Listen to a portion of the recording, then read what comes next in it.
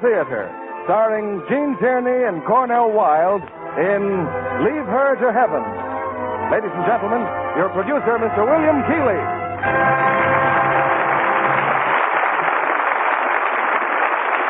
Greetings from Hollywood, ladies and gentlemen. Tonight you hear, for the first time on the air, 20th Century-Fox's powerful screenplay, Leave Her to Heaven. More than 19 million people read Ben Ames Williams' book. Millions more have seen the motion picture, starring the glamorous Gene Tierney, who appears tonight as the over-possessive wife who stops at nothing in her desire to be loved as greatly as she loves. Also, from the original screencast, we have a star whose appearance has been requested in so many of your letters, Cornel Wilde. Here's tonight's play, Leave Her to Heaven, starring Gene Tierney as Ellen Berent and Cornel Wilde as George Harland, with Kay Christopher as Ruth.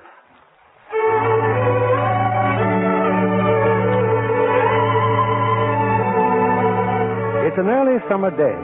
On a dock at the head of one of the more remote lakes in Maine, two men watch a boat disappearing in the distance. Well, I hope George Harland is in for some happiness now, Quentin. Heaven knows he's earned a little. He's going to his lodge up there in the woods, eh? 2 years in prison. 2 years is a long time. We're both lawyers. We know what the law reads. I had hoped of talking with Harland just now. Pretty obvious he didn't want to discuss it. Can you blame him? No. He holds no grudge. You were district attorney then. You did what you thought was right.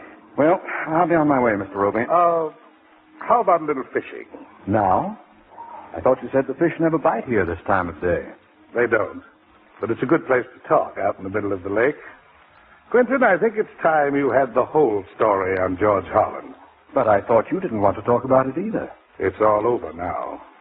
Come on, let's get a boat. You see, it was through me they first met, George Harland and Ellen Berent. He was working on a new novel, and I invited him to stay at my ranch in New Mexico. Ellen and Ruth were coming, too, and their mother. I hadn't thought of them meeting each other on the train.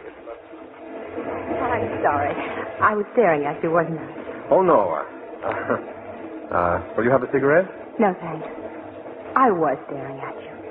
You see, you look so much like my father. Your father? When he was younger, of course. Do forgive me. Well, I was doing quite a bit of staring myself. Why? Do you really want to know? If it's not too unflattering.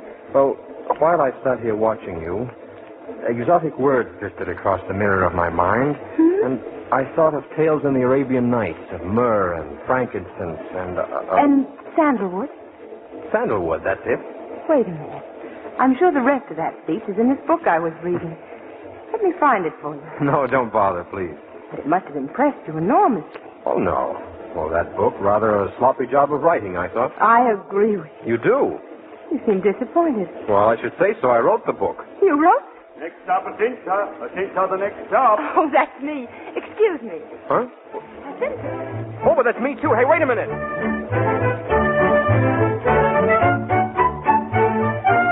We all had quite a laugh about their meeting when they ran into each other an hour or so later at my ranch. Ellen introduced George to her mother and sister, and then she made rather an odd statement. And the fact is, Mr. Harland, my mother doesn't like New Mexico at all. But this is my first visit to New Mexico, Ellen. I don't see how you can say such a thing. You see, Mr. Harland, Father and I used to come here every spring. Ruth, too, occasionally, but never Mother.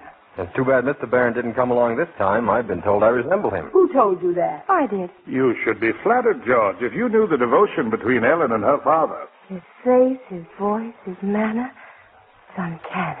Well, if I should ever meet your father... That's hardly likely, Mr. Harland. We've come here for my father's funeral. Oh, I'm terribly sorry. I had no idea. Glenn, do you mind if we run up to our rooms? We really should unpack. Of course. What do they mean, Glenn, about coming here for a funeral? Well, as a matter of fact, Professor Barron died some time ago, back east. He was cremated. They brought his ashes here. They're having sort of a ceremony in the morning. Where? In those mountains you saw. There's a favorite spot of his. He used to go there a lot with Ellen. Well, now, let's see about your room.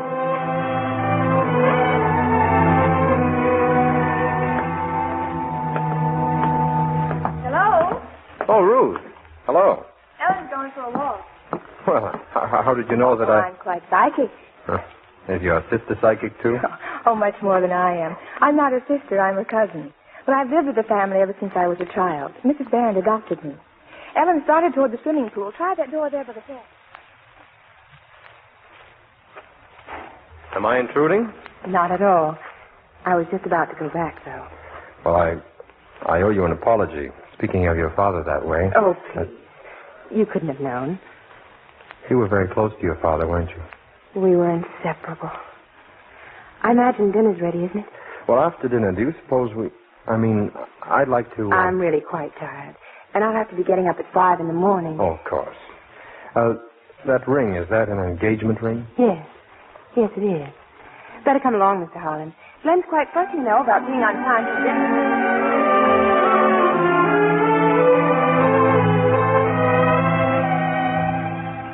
What's the matter with you, George? Fidgety as a hen all afternoon. Well, it's getting dark. Don't you think somebody ought to go and look for Ellen? What for? Well, it's pretty wild in those mountains. She may be lost. Ellen knows her way. Oh, but it's been hours since the... Please say it. Since the funeral. This scattering of the ashes up there, well, that was my husband's wish, and it makes my daughters and me happy to have been able to fulfill it. Well, thank you. Do you suppose Ellen would mind if I rode out and looked for her? No, I don't think she'd mind at all. Run along if you like.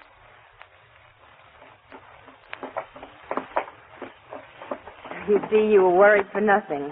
I just wanted to be alone for a while. Well, I'm the one who could get lost around here. We'll be home in a few minutes. Have you forgiven me yet? What I said about your book on the train? Oh, that. I have an altogether different opinion now. I finished the book last night. Oh? I got interested in one of the characters. Which one? The author. Well, I assure you the book's not about me. My father always said every book's a confession. Of course, you have to read between the lines. And did you? Uh-huh. You're a bachelor, 30 years old. Studied painting before you started to write, and you have a lodge in Maine called Back of the Moon. Now, wait a minute. Oh, it's all there, you know. What? On the back of the jacket. Tell me about your place in Maine. Oh, it's just a lodge, that's all. But it's in the most beautiful country I've ever seen. Why do you call it Back of the Moon? Well, there's a lake. It's shaped like a crescent moon.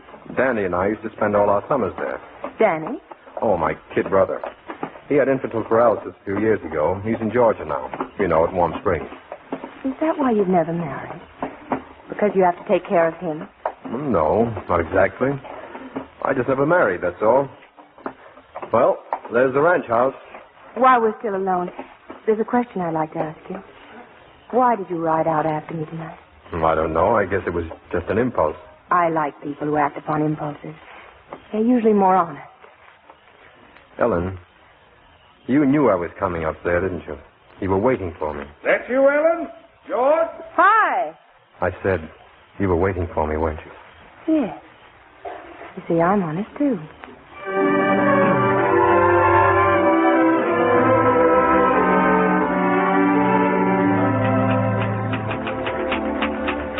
Chapter 5. The journey into the desert was not remotely... Ruth! Well, good morning. Good morning. What are you doing on that wall? Just pruning the roses. Need any help? Oh, no.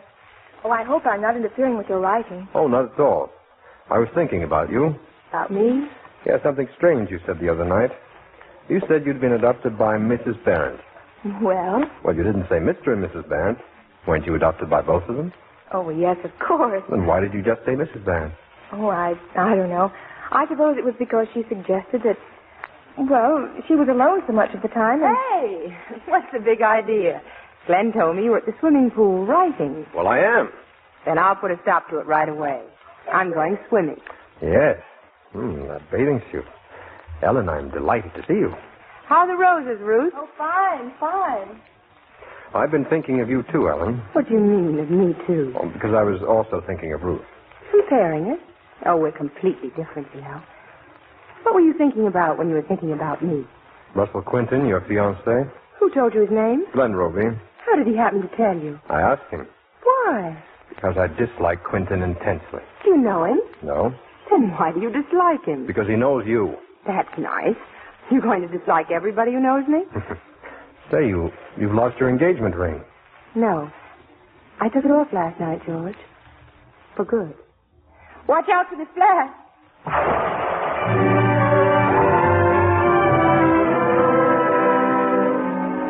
He wasn't being very fair to you, was he, Quentin? But George was falling in love, not to be judged too harshly. That night we had a visitor at the ranch. You, Quentin. Quite unexpectedly. You. Russell. Well, hello. What in the world brought you here? Your telegram, Ellen. Why all the rush? I wanted to be among the first to congratulate you on your forthcoming marriage. Well, we hadn't planned to announce it for a while, but... Oh, George, darling. Yes? This is Russell Quentin. Russell, my fiancé, George Harland. Well, how do you do? Ellen, might I have a moment with you alone? Certainly. Mother, Ruth, look who's here. Russell. Alone, Ellen. Come on, we'll go in the library. Mrs. Berent, Ruth, excuse us, please. George, is this true? What true? What in the world is Russell? You didn't know either. George and Ellen are engaged. Engaged? But when and how? Well, it was sudden, believe me, very sudden. It seems that Ellen wired Mr. Quentin last time. I'm sorry, Russ. I never expected you to come here in the midst of a political campaign. When do you plan to be married, Ellen? As soon as possible. I'm running for district attorney. It's not going to do me much good for the news to get out that I've been jilted. Oh, Russ. Surely there's no political significance in the fact that a lady has changed her mind. I don't understand it, Ellen. I always knew you'd never marry me while your father was alive, but... Ellen, what happened? I'm in love. We intend to be married at once. Tomorrow. Now, don't look so downcast, Russ. I'll still be able to vote for you. Perhaps you don't think I'm good enough for you or romantic enough, but I still love you, Ellen. Thank you, Russ. That's quite a tribute. And I always will. Remember that. Is that a threat? I thought I had a lot more to say, but I haven't. Oh, you might also tell Harland that he's marrying you tomorrow. Judging from the look on his face before, I don't believe he knows about it. Goodbye, Ellen.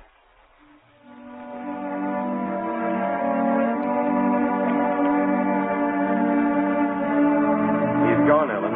Quentin, I mean. Come here, darling. Are you really so surprised? Well, that's not the word for it. I had no idea he'd come here. I only knew how much I love you. And I hoped you loved me. I lied to him. We're not engaged, are we? We're not going to be married tomorrow either. Why, you unpredictable little... Ellen, oh, darling, of course we are. Just let me stay in your arms, darling, like this. Always. I'll never let you go. Never, never.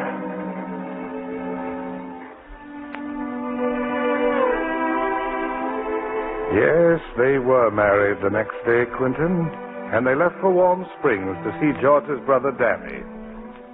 And now Danny's dead, too. And George is a man just out of prison. If he only had known. If he only had known.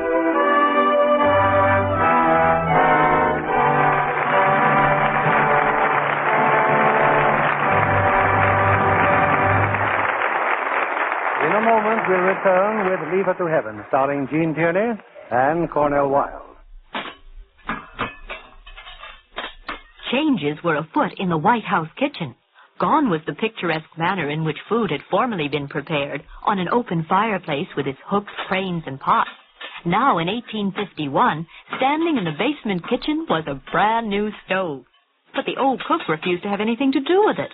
So President Fillmore himself was forced to seek instruction and learn to operate the drafts and pulleys of that newfangled thing. Another page of the White House story.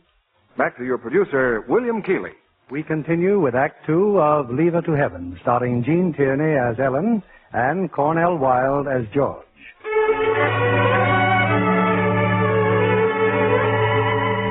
Well, Quentin, apart from the newlyweds themselves, I don't suppose anyone was more happy about the sudden marriage than George's younger brother, Danny. As I said, they went at once to visit him. George. And Ellen. Oh, gee, gosh, I'm glad to see you. Do you like her, Danny? Because if you don't, we'll send her right back. Oh, don't let him fire me, Danny. I like this job. Don't worry. If he fires you, I'll hire you. Thank you. Yeah, I sure hope you can stay a while. You see, I think I'm going to be able to get out of this wheelchair soon. Danny! Well, that's what the doctor says. Of course we're going to stay. We're renting a cottage right here in Warm Springs. It was her idea, Danny. That was the way she wanted it. Ellen. Oh, gee, Ellen, thanks.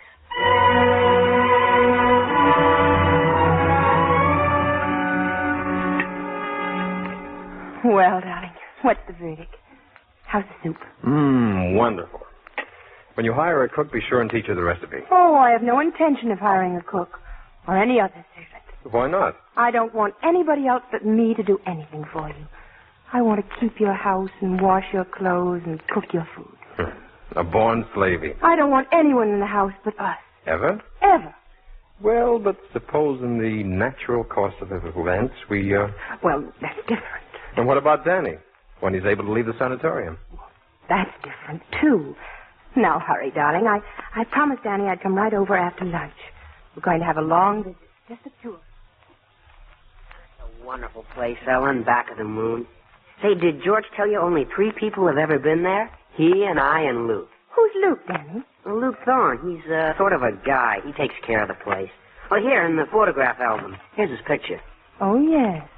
Oh, speaking of pictures, Danny, you know what I'd like? One of George's baby pictures. Oh, well, heck, there's a whole album full somewhere. A lot of college yearbooks with lots of pictures of them. Only there's one I bet he doesn't show you. Why not? Well, it's a picture of him and Enid Southern. Who's she? Oh, she's the one they voted the best-looking girl. But she's not as pretty as you are, Ellen. And I'm not kidding. Thank you, Danny. Won't it be wonderful when you're all better and can go back to school again? Gosh, yeah. Say, George is pretty busy these days, huh? Oh, yes. That new book of his. I try to keep out of his way, but... He's nuts. Never mind. With George busy, he'll never even dream of our secret. Now, come on. Let's get to work. Twice across the room today, Mr. Harland. Here are your crutches. Oh, gosh, Ellen, a couple of weeks and I'll be able to forget this old wheelchair for good. Boy, will George be surprised. Steady now, dear. Steady.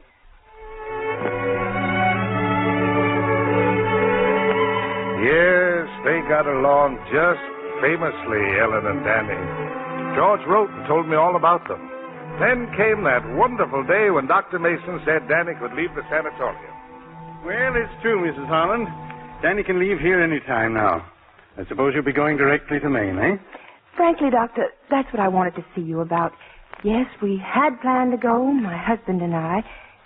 He wants Danny to come with us, and of course I do, too. Well? But it's so wild and remote there. There isn't even a telephone in case we need a doctor for Danny. I'm quite sure he won't be needing a doctor. What about his school? School can wait. You're better for him than school, Mrs. Harland. I don't know how you did it, but you practically willed that boy to get out of his wheelchair and walk. But don't you see, Doctor, my husband will be busy writing, and with nobody else around... No one else? I thought Danny spoke of a caretaker. Oh, yes. Well, he's leaving, and, well, I'm only thinking of Danny, and No. I'm thinking of myself, too. I know you'll understand, Dr. Mason. I gave up my honeymoon so that my husband could be here with his brother. But he's been working, and the burden's been on me. I've been glad to do it. I love Danny, but after all, he's still a cripple. Mrs. Harland. I'm sorry.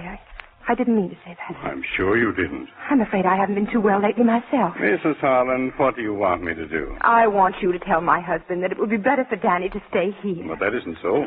But surely it could do no harm for him to stay here, and if you'll only tell my husband... Why don't you tell him? Because coming from you, it would...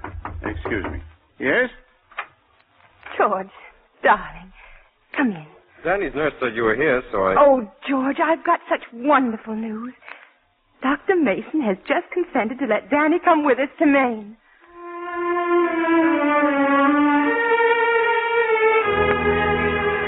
Well, Quentin, a week later, they passed by this very spot on their way to back of the moon. What you just told me about Ellen's talk with Dr. Mason... You don't believe it? I've a letter from Mason. If you'd care to see it sometime. No. Anyway, they settled down at the lodge.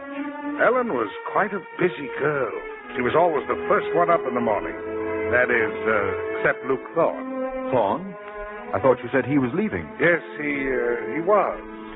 But not yet. Well, morning, Miss Harland. Tell me, Luke, who gets up first? You or the sun? Oh, I just thought you'd like me to fix breakfast this morning. Oh, no. That's my job. Well, gosh, missus, I'm beginning to feel like a fifth wheel around here. You mustn't feel like that. Why, George considers you part of his place.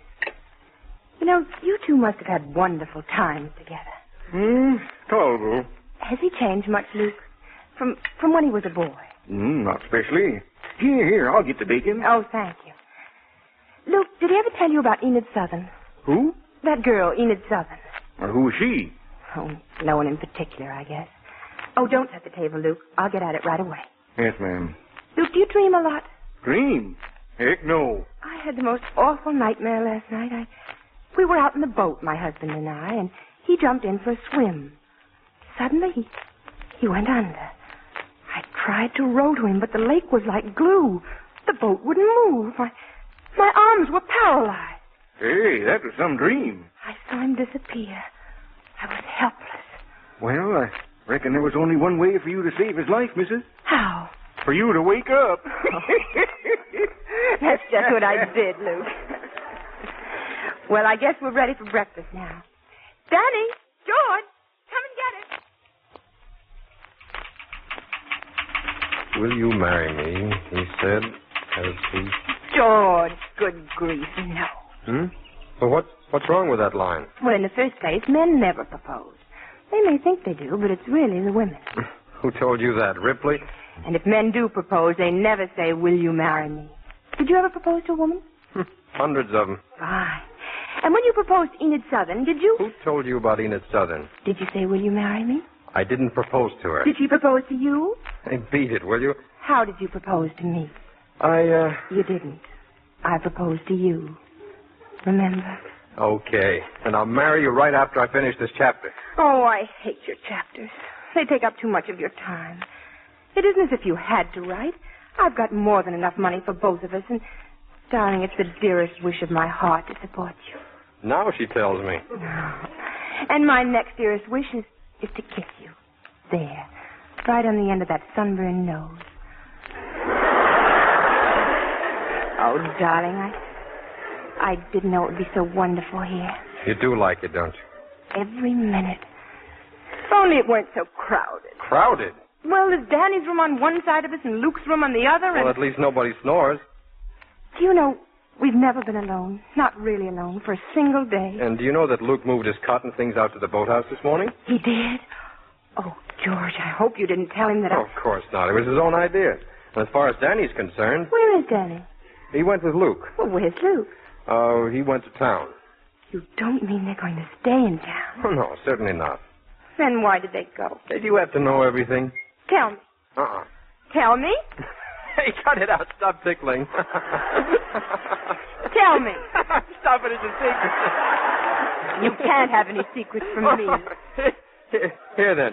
Here, take the binoculars and look. Binoculars? Look at what? Why, down the lake there. See, there's a boat. Yes, I see. It's our boat and... George! My mother! My mother and Ruth! Well, we wanted to surprise you, darling. Thank you, George.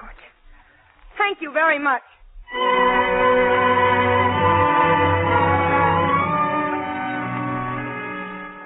Well, enjoy your swim, Ruth? Oh, it was wonderful. Everything's wonderful here. Oh, Ellen, you should see Danny in the water. He's sensational. Yes, I know. What were you saying, Mother, about Russ Quinton? Oh, just that his election as district attorney is assured. The other candidate withdrew. How nice for him. George, Danny and I found some wild wisteria. Do you suppose we could plant some around the lodge? Of course. I'll tell Luke to... Darling, I'm afraid Luke has his own work to do. Oh. You look what I can do. Luke taught me. What are you doing with your crutch, Danny? Never you mind. Now, give me your shoulder, George. Now, watch, everybody. I can balance my crutch on one foot. You look. Now, watch it, Danny. What? It's okay. I didn't fall. Well, I'll try it again. Now, Excuse me, please. I'll see you all later. Darling, what's the matter? Ellen! Did I do something? Of course not. Danny, come on, kid. Show me where that wisteria is. Mother? She's losing no time, is she? Oh, now wait. Ellen didn't expect us. It was a surprise. We shouldn't have come, Ruth. We shouldn't have come.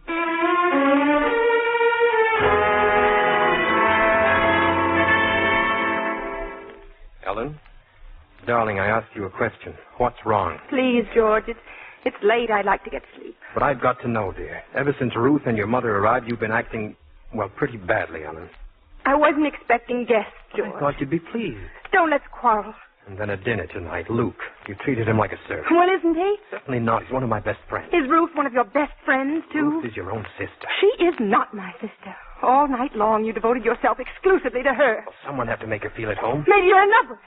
Oh, you're in an awful mood, Ellen. Maybe that's why you invited her up here. Please, do you want her to hear you? I keep forgetting you can't draw a deep breath in this room without being heard all over the place. I mustn't disturb Mother and Ruth, must I? Or wake up Danny. Ellen, what's got into you? I don't know. I don't know. Oh, darling, forgive me. I'm sorry. I can't help it. It's only because I love you so. I love you so I can't bear to share you with anybody. Ellen. Oh, it's all right, darling. It's all right.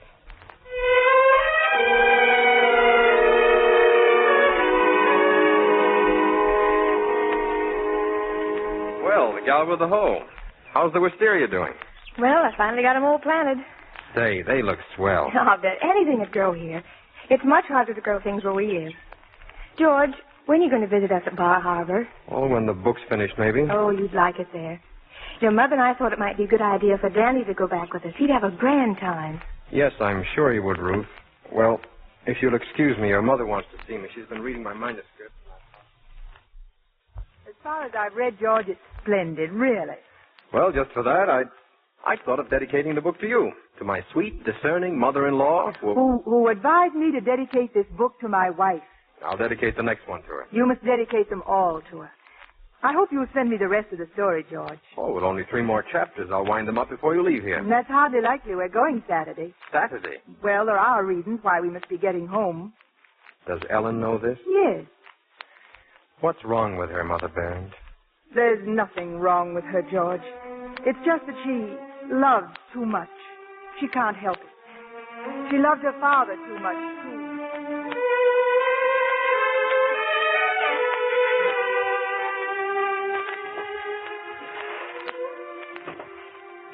Let's not row, Danny. Let's just drift. So nice just drifting. Yeah. Tell me some more about the place at Bar Harbor, Ellen. Oh, you just love it, Danny. There are a lot of rocks on one side of the beach, and when the tide's low, you can watch the anemones and the ink squids. Sure sounds swell. Ruth talked about you again in her letter this morning. They'd just love to have you there. Oh, I'd love to go with you and George. Well, you don't have to wait for us, Danny.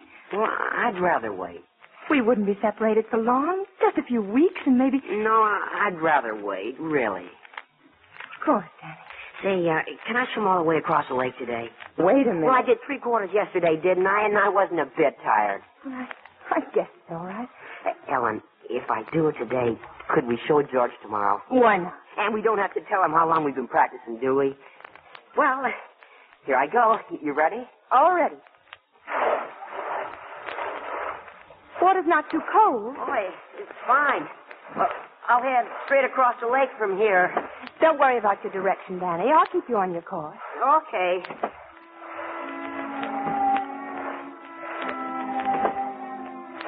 Just be careful, Danny. You don't have to swim it today, you know.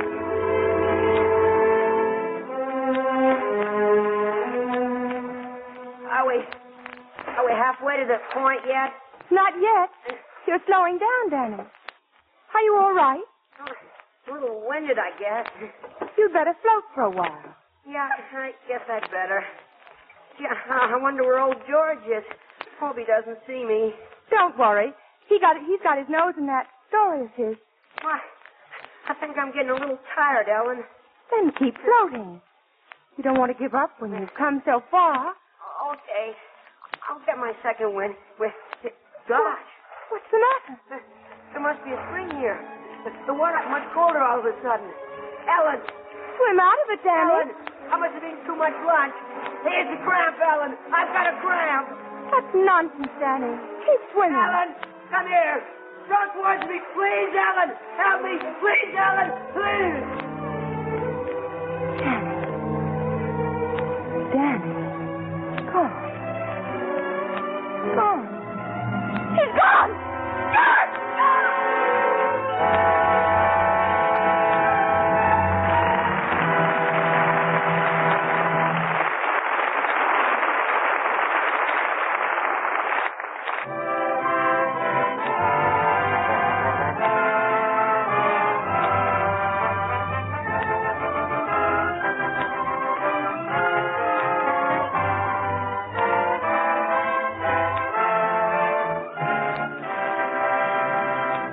In a moment, we'll return with Lever to Heaven, starring Gene Tierney and Cornel Wilde.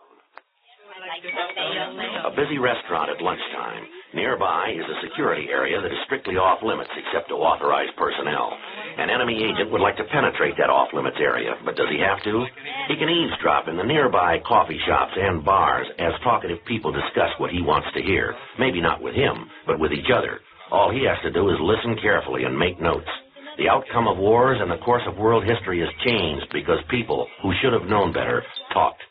Mr. Keeley returns with Act 3 of Leave Her to Heaven, starring Gene Tierney as Ellen and Cornel Wilde as George.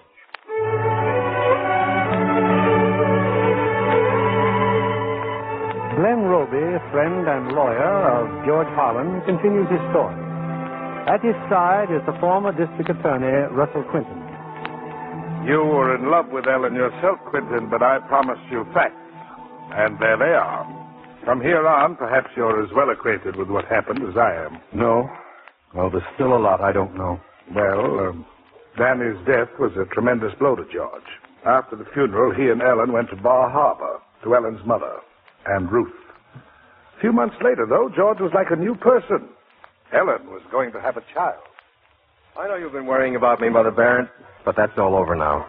From now on, you worry about Ellen. Dr. Saunders says she's fine, George. Well, she's got to take care of herself. Say, this room is going to be great. How do you think these curtains look? Swell, Ruth. You'd never know this was once a laboratory the way you fixed it up. Oh, but how about a rug? You don't put rugs in children's rooms. You use linoleum. It washes easier just in case. You think of everything, don't you, Ruth? You know, Ellen, I thought you were resting. Oh, Ellen, you shouldn't have climbed those stairs. You know what the doctor told you. What have you done to Father's laboratory? Oh, we didn't want you to see it until it was all finished. What have you done with his things? Oh, we stored them in the basement, Ellen. Why didn't you consult me? I didn't want this room changed ever. I wanted it left just as it was. I know you don't like being surprised, dear, but we only wanted to please you. Come on, Ellen. Everything's so wonderful again. Is it, darling? Then I am happy. I love you, George. I love you.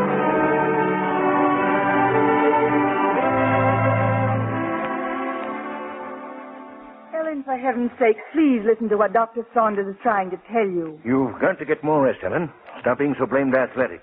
You're going to have a child in 3 months. Mother, where's George? He went into town. Did Ruth go with him? Yes, I think so. Ellen, I said you've got to stop gadding about. I heard you. I can't do anything. I can't go anyplace. I hardly even see my husband. Why not? Well, I don't want George to see me this way. Nerves, Ellen, nerves. Just remember what I said. No running up and down stairs and plenty of rest. Wasn't that the front door, Mother? Oh, yes, I think it was. They're back then. I'd like to see Ruth. Of course, dear. Coming, Doctor? I'll send her right up. What did you and George do all afternoon, Ruth? Oh, just shopped around for the baby things. You were gone for hours. What did you talk about? Lots of things. Danny? No. Me. You know, I've never seen you look so happy, Ruth. Tell me, do you think George loves me? Ellen. He loved me in the beginning, Ruth. But I'll tell you something funny. He never liked me. We've never really been friends like you and he. And now this. A baby. I don't want a baby. George and I never needed anyone but ourselves. Oh, and how can you say such things? Because it's the truth. You're afraid of the truth, aren't you, Ruth? I'll tell George to come up. No. I'm going downstairs. Wait a minute. Ellen, didn't the doctor tell you that... I'll wear that new negligee. George likes me so much in gray. Yes. And then I'll go downstairs.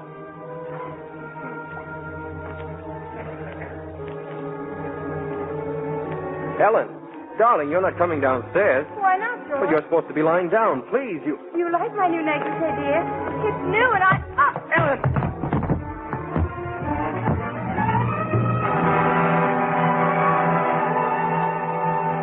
Ellen lost the baby, Quinton. The fall downstairs. She was weeks in the hospital. But when she came home, she seemed quite her normal self again. Cheerful, gay. Have a good swim, Ellen? How is the ocean? Wonderful. What's this package? Oh, it just came. I imagine it's George's new book from the publishers. Oh, good. Where's everybody? Well, George has gone for a walk, and Mother's in her room. Again? Why does she act like a hermit? Why don't you ask her? She won't talk to me. I can't imagine what's come over her. Oh, there was a phone call for you before. From a travel bureau. You leaving us? Well, yes, I just thought I'd get away for a while. To Mexico. Mexico? Where in Mexico? Costco. I've heard about it, and When are you going? Next week. What are you running away from, Ruth? Is it me? Ellen, why must you say things like that? Is it George? Well, if you must know, it's because I can't stand living here any longer. The whole house is filled with hate. Your hate. Not hate, Ruth. Love. George's love for me. All those weeks I was in the hospital, you had him to yourself, but it didn't do you any good, did it? He loves me more than ever. That's what you can't abide. That's why you envy me, isn't it? Ellen, all my life I tried to love you. All of us have. Mother and father and now George. And what have you done? With your love, you've tortured and crushed us all. No, Ellen, I don't envy you. You're the most pitiful creature I've ever known.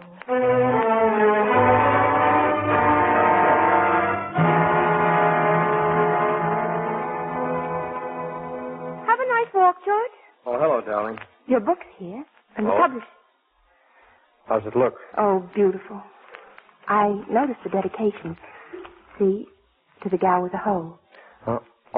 Oh, yes. I'd hoped you'd dedicate it to me. Oh, well, there'll be other books. Darling, I had no idea the background was Mexico. When did you change it? I did a lot of revising. Why didn't you tell me? George, is something wrong? You're so strange lately. Whatever it is, can't you share it with me?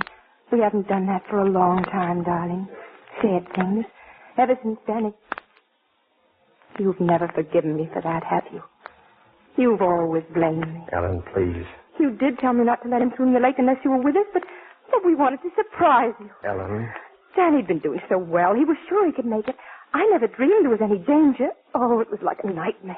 It just seemed to happen, is that it? Like when you fell down the stairs, as if you suddenly had no control. Yes. Then I screamed for help for you, and I began to paddle, but the boat didn't seem to move. And so you let him drown, didn't you? Didn't you? George, you're hitting me. What really happened that day at the lake? You'd got rid of everyone else, your mother, Ruth, Luke Thorne. There was only Danny left. What happened? Did he refuse to leave? Don't, George, don't. Was that why you killed him? You're a perfect swimmer. Oh, you dove in, of course, but that was too late then. You let Danny drown, didn't you? Didn't you? Yes, I did, and I'd do it again.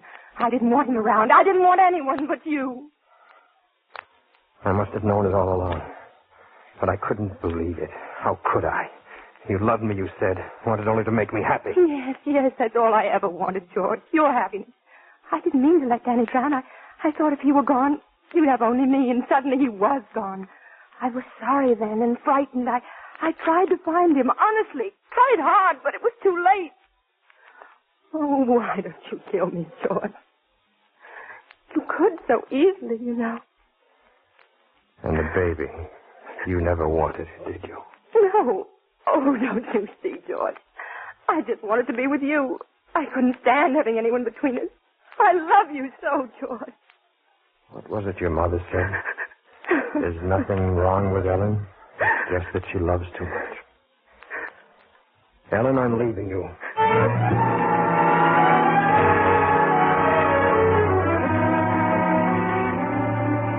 George went to New York that night. The following night, he had a frantic telephone call from Ellen's mother. They'd gone on a little picnic that afternoon. Ruth, Mrs. Berent, and Ellen. Suddenly, Ellen had been stricken desperately ill. George, of course, rushed back to Bar Harbor. George, I'm going to die, George. I'm going to die. Oh, don't even think of such a thing, Ellen. I'm not afraid. Only promise me one thing. I want to be cremated like my father. And my ashes scattered in the same place. Remember? Yes, I remember. Promise. Of course, Ellen. Only... I'll never let you go, George. Never, never, never.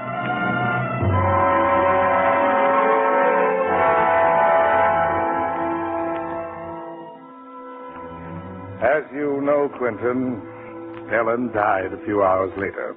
Yes, I know. And 1 week later, we were both in a courtroom. Ruth Berent was indicted for murder, and you, representing the state of Maine, were standing in front of a jury. will prove that on the afternoon of September 5th, at a picnic attended by her mother and her adopted sister, Ellen Harland was given a fatal dose of poison. We will further prove that Ruth Berent deliberately and diabolically plotted and carried through this murder. Now then, Mr. Catterson, as a chemist, you analyzed the contents of this envelope. What did you find? A mixture of sugar and arsenic, sir. Shortly after you made your test, I came to you with a sealed parcel. Yes, sir.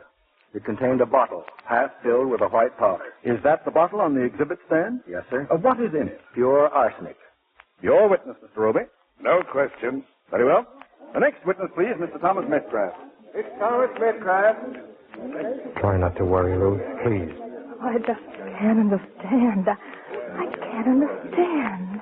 Mr. Metcalf, you are the manager of the Bay State Mortuary? I am. Were the remains of Mrs. Ellen Harland cremated at your establishment? They were. Who made the arrangements, please? Why, the defendant, Ruth Berent. Your witness, Mr. Roby. No questions. No questions? Very well. Mr. Frank Carlson, please. Frank Carlson. Who's Carlson? President of the bank. Oh. Bank? What does a bank got to Something do with... about Ellen's will, I think. We'll know in a minute. What was that, Mr. Carlson? I said the bank is trustee of the estate of the late Ellen Berent. When was the last time you saw Mrs. Harland, sir? 3 weeks ago. She wanted to check over her will. Did she make any provision about being cremated after her death? No, she did not. What provision did she make? She requested that she be buried in the family vault at Mount Auburn Cemetery.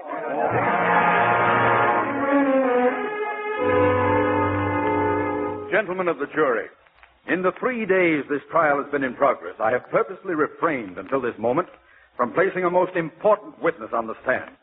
Well, he is now about to testify. The husband of the deceased, Mr. George Harland. Mr. Harland, why do you suppose the death of your wife was so quickly investigated? I don't know. I understand you went to the police yourself. Yes, and in case you don't know why I went, I offer you this letter. Do you recognize the handwriting? Yes, it's Ellen's handwriting. And the date, sir? September 2nd. Yes, the day before she was poisoned. All right, read the letter aloud, please. Dear Russ, I'm writing this because we once meant a great deal to each other, and there's no one else I can turn to. George is leaving me. Continue. It was after I left the hospital that I noticed a change in George. I thought it might be due to the loss of our child, and then the terrible truth began to dawn on me. George and Ruth. They love each other, Russ, and want to get rid of me. When George suggested a divorce, I begged Ruth to give him up. She refused. She said she'd stop at nothing. I told her I would never give him a divorce, and it was then that Ruth threatened to kill me. There'll be order in this court. Finish the letter, Mr. Harland. I know Ruth means it. She will kill me the first chance she gets. She will kill me the first chance she gets. Mr. Harland, you know what Ellen meant when she said that she and I once meant a great deal to each other? I know that Ellen and you were once engaged. Yes. Did you know that when you first met Ellen? Well, she was wearing a ring. And in spite of that, you made love to her? I suppose so. How soon after this were you married? 2 or 3 days later. Was the defendant Ruth Berent at the ranch in New Mexico during this whirlwind courtship? Yes. Where did you go after leaving New Mexico? To Warm Springs to see my brother Danny. Did Ruth Berent visit you during this time? No. Where did you go next? To a lodge I own here in Maine. Who came with you? Ellen and my brother. When was that? In June last year. You and your wife were happy? Yes. How about July? Yes, of course. How about August? Did anyone visit you in August? Yes, Ellen's mother and Ruth. But you loved Ellen in August. Well, how about August? My brother was drowned in August. Yes, I know how that must have saddened you, but did it affect your love for Ellen? My brother meant a great deal to me. So did Ellen? Yes. Well, let's skip a few months then. Did your love for Ellen continue when you were living in Bar Harbor? Yes. In a different way. What does that mean? Well, we would have a child. And because of that, your love for Ellen increased? No, not exactly. It grew less? I don't know. You don't know. During this time, you were living in the Berent residence? Yes. Ruth Berent was there all the time, and your wife was confined to her room? A good part of the time. You saw Ruth a great deal, I suppose. Naturally, the same house. But when did you stop loving Ellen? I don't know. Is it a fact or not that shortly before your wife's death you quarreled with her? Yes, I did. About what? I can't answer that. Because Ellen was jealous of Ruth. She had no reason to be. But was she? Ellen was jealous of everyone. Was she jealous of Ruth? I refuse to answer that. Then perhaps you'll answer this. Are you in love with Ruth? We're very good friends. Are you in love with her? I'm very fond of It's a very simple question, Mr. Harland. Are you in love with Ruth? Are you in love with Ruth? Very well. You may step down. Gentlemen of the jury, may I show you a book? It is George Harland's latest novel. Please notice the dedication page. Now, if you will pass the book among you, I'd like to recall the defendant to the stand if the court and Mr. Roby have no objections. Mr. Roby? No objections, Your Honor. That book, Miss Berent, you are familiar with it, and the dedication. Do you recall how it reads? To the gal with the hole. That refers to you? It does. He dedicates his book to you instead of to his wife. Why? I don't know. I don't think Ellen was very much interested in the book. But you were. Yes, I helped George with some of the revisions. Was that while Ellen was in the hospital? Yes, Where does most of the action take place in that novel? in Mexico. A place called Tasco. Have you ever been to Tasco? No. But you had planned to go there, hadn't you? Why? I wanted to get away. So you could be joined there by someone you knew? No. Did George Harland suggest you go to Tasco? No, never. All right. Let's change the subject. Let's talk about this bottle here, Miss Berent. The one Mr. Catterton testified contains pure arsenic. Ever see this little bottle before? I suppose so. There were many similar bottles in Professor Barron's laboratory. You had access to them? Well, they were in the basement of the house. I imagine anyone would have access to them. Now for the picnic. You took food to the picnic in that wicker hamper. Who prepared the food? We both did. Ellen and I. Who prepared the sugar? Who put it in the envelope? I don't know. It must have been Ellen. Why must it have been Ellen? Because she was the only one to take sugar with her coffee. Thank you. But who served the coffee at the picnic? I did. And you handed her the sugar? Yes. Well, that is, I handed her the envelope. Well, I assumed it contained sugar. And that night Ellen was dead, and the very next day her body was cremated.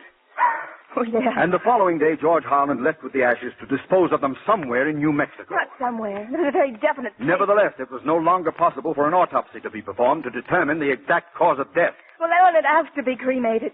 She wanted her ashes scattered with those of her father. Then why did she specify in her will that she wanted to be buried in Mount Auburn Cemetery? I can't answer that, Mr. Quinton. I don't know. There are a great many things you can't answer. You can't answer how the poison got into the envelope containing the sugar. You can't answer why you made plans to leave this country shortly before your sister was poisoned. Well, perhaps you can answer this. When did you first fall in love with George Harland? When did you tell him you were in love with him? All right. Did you ever tell him that you loved him? No. When did you fall in love with him? Was it after his brother was drowned? After the death of his stillborn child? Did you love him a month ago, a week ago? Do you love him now? Yes, I am in love with him. I think I've always loved him. That is all, Miss Berent. Will George Harland take the stand? Your Honor, I beg a recess. Miss Berent is ill. She's fainted.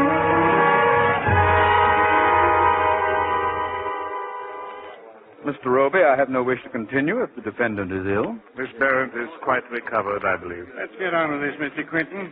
You have a witness on the stand. Yes, Your Honor.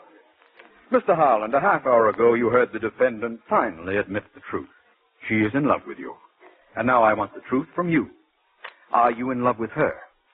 Are you in love with the woman who murdered your own wife? What I have to say I could have told you before.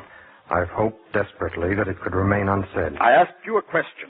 Are you in love with the woman who murdered your own wife? My wife was not murdered. My wife killed herself. So, you honestly believe Ellen committed suicide? Yes. Knowing her as you did, and as I did, you think her capable not only of committing suicide, but of falsely accusing her adopted sister of her murder? Ellen was capable of anything. You actually want the jury to believe that she was that sort of monster? Yes, she was that sort of monster. A woman who sought to possess everything she loved, who loved only for what it could bring her, whose love estranged her own father and mother, who by her own confession to me killed my brother, killed her own unborn child, and who is now reaching from the grave to destroy her sister. Yes, Mr. Quinton, Ellen was that sort of monster. And there is someone, I suppose, who will substantiate these unspeakable accusations? Yes, I will. Her own mother.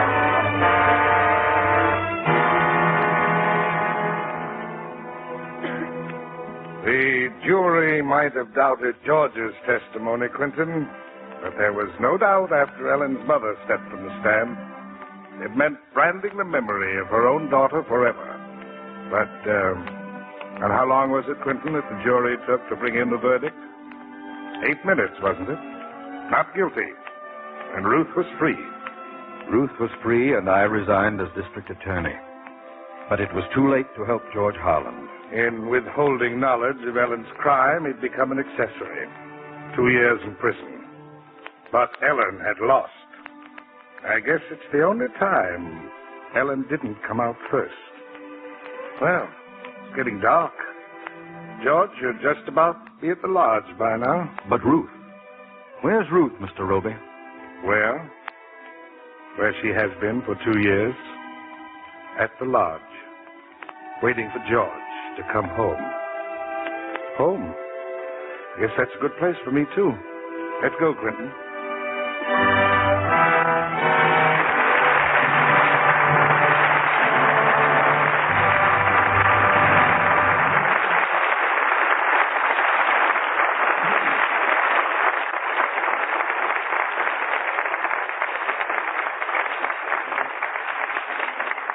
We hate to see the curtain fall on two such fine performances, but we have the consolation now of meeting them as they are in real life.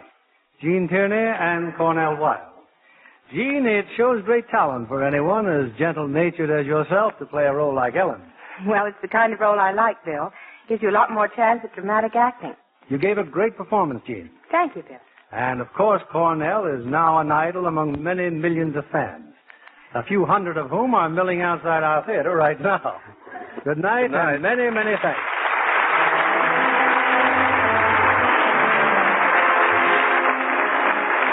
This is William Keighley saying good night to you from Hollywood.